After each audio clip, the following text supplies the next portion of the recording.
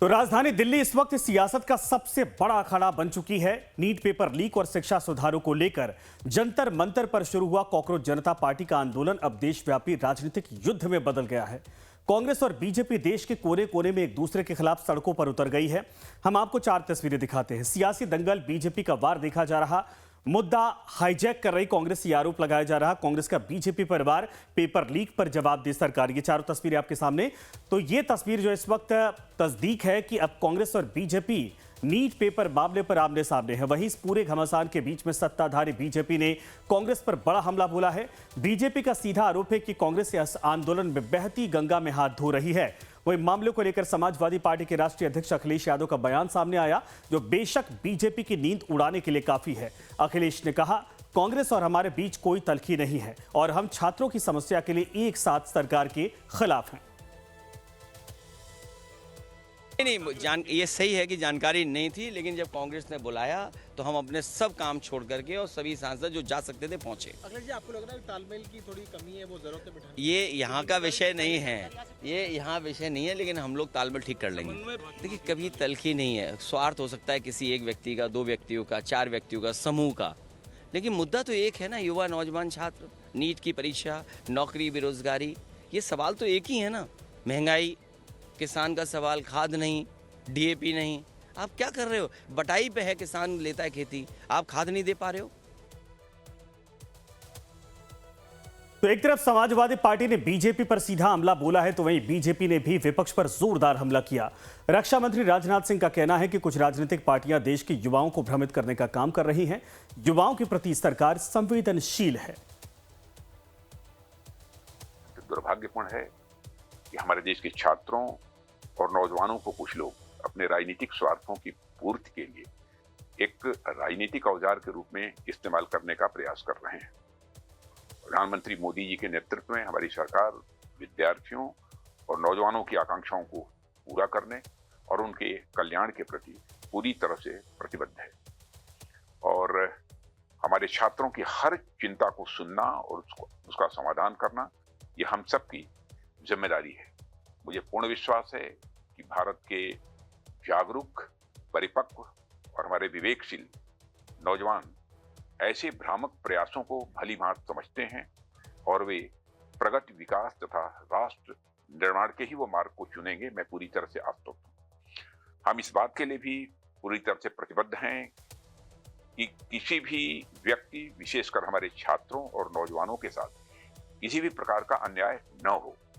और विपक्ष के कुछ नेताओं द्वारा मैन्युफैक्चर्ड एक सेंस ऑफ एंगर, आक्रोश लोगों के अंदर केवल जनता, विशेषकर बच्चों के, नौजवानों को भ्रमित करने और गुमराह करने का मैं मानता हूं कि यह असफल प्रयास है। तो राजनीतिक बयानबाजी के अलावा कांग्रेस का यह भी कहना है कि सरकार युवाओं की आवाज को दबाने के लिए पुलिस का सहारा ले रही है और विपक्ष छात्रों के हक की लड़ाई से पीछे नहीं हटेगा। संसद के मानसून सत्र में भी इस गतिरोध के चलते कामकाज पूरी तरीके से ठप हो गया। एक तरफ जहां सरकार जेपी नड्डा के जरिए डैमेज कंट्रोल करने में जुटी है, वहीं दूसरी तरफ कांग्रेस और बीजेपी की ये देशव्यापी मोर्चेबंदी आने वाले दिनों में और आक्रामक होने के संकेत दिख रहे हैं।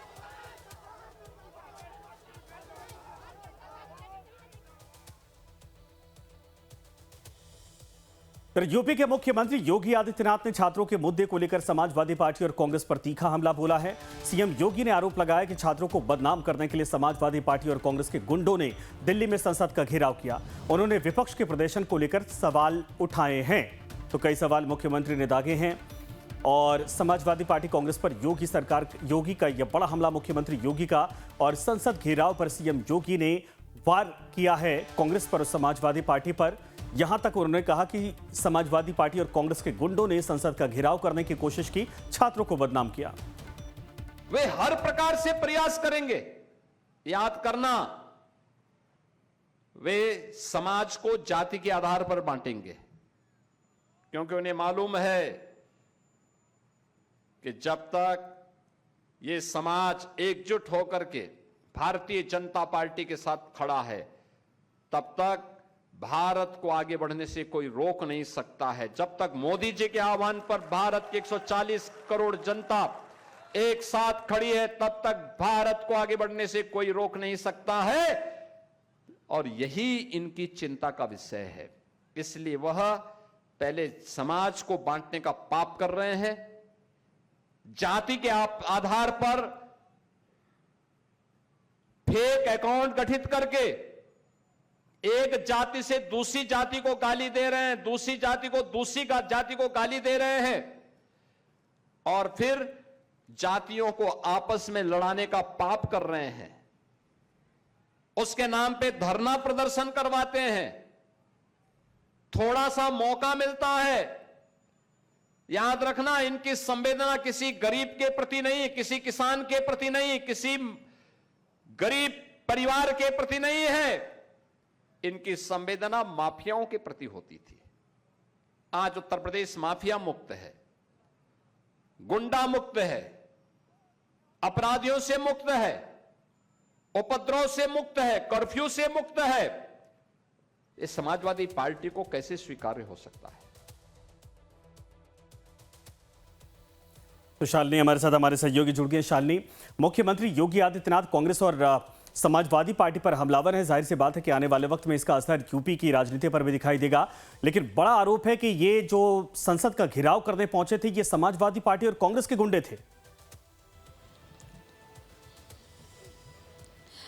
अब बिल्कुल देखिए, अब जो कांग्रेस जनता पार्टी का प्रोटेस्ट इन दोनों चल रहा है, उनकी मांग बहुत सीधी है और जिस तरीके से पिछले एक महीने से ये प्रोटेस्ट जंतर मंतर पर चल रहा है, उन्होंने सबसे पहले जो है हंगर स्ट्राइक करके यही मांग रखी थी कि जब तक धर्मेंद्र प्रधान अपने पद से इस्तीफा नहीं देते हैं, उनका ये जो प्रदर्शन है वो चलता ही रहेगा। अब इस आप प्रोटेस्ट में देखिए कि किस तरीके से कहीं ना कहीं एक राजनीतिकरण भी नजर आ रहा है, क्योंकि सबसे पहले कल आम आदमी पार्टी के बड़े चेहरे जो हैं वो लगातार जंतर मंतर पर गए, वहां से उन्होंने एक मैसेज देने की कोशिश करी। तो दूसरी तरफ LKM लोक कल्याण मार्ग में कांग्रेस के जो नेता प्रतिपक्ष राहुल गांधी समेत बड़े चेहरे जो उनके सांसद हैं वो सभी जाकर LKM में जो है वो धरना देने बैठ गए, जिसकी जानकारी शायद ही किसी को थी।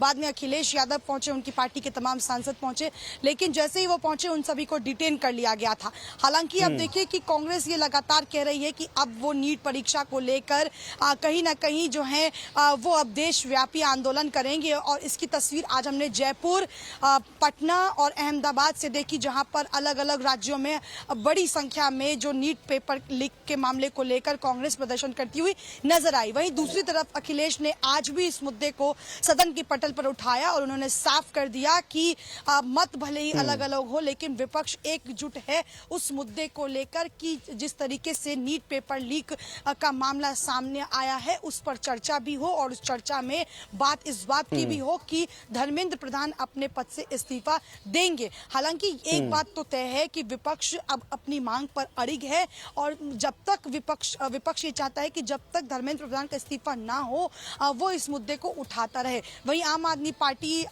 इसे कांग्रेस को जो है वो भारतीय जनता पार्टी की बी पार्टी बता रही है और कहा जा रहा है कि कांग्रेस को इसलिए भेजा गया ताकि किसी भी तरीके से जो CJP का प्रोटेस्ट चल रहा है उसे कमजोर किया जा सके। अब एक तरह CJP के जो समर्थक हैं, जो CJP में प्रोटेस्ट कर रहे हैं, उनकी मांग भी साफ है और वहीं विपक्ष भी ये साफ कर चुका है कि चर्चा हो सदन के पटल पर, लेकिन इस्तीफे की भी बात हो। वहीं अगर आप देखिए सत्ता पक्ष भी कह चुका है कि चर्चा जरूरी है और आज भी हमने देखा कि ज्यादा से ज्यादा 10 मिनट भी जो है वो सदन नहीं चल पाया, बार बार स्थगित हो रहा था और स्थगित होने की वजह से जो मुद्दा जिस मुद्दे पर चर्चा होनी थी नीट पेपर लीक पर, क्योंकि सरकार ये साफ कर चुकी है कि सदन के दोनों ही पटल पे अब नीट पेपर लीक पर चर्चा होगी, लेकिन विपक्ष कहीं ना कहीं अपनी मांग पर अड़िग है और जिस तरीके से विरोध विपक्ष जता रहा है, ऐसे में ये देखना काफी अहम हो जाता है कि आखिर ये मुद्दा केवल ये मॉनसून सत्र तक है या चुनाव आने वाले हैं अगले साल कुछ राज्यों में उसके लिए, या ये वाकई में एक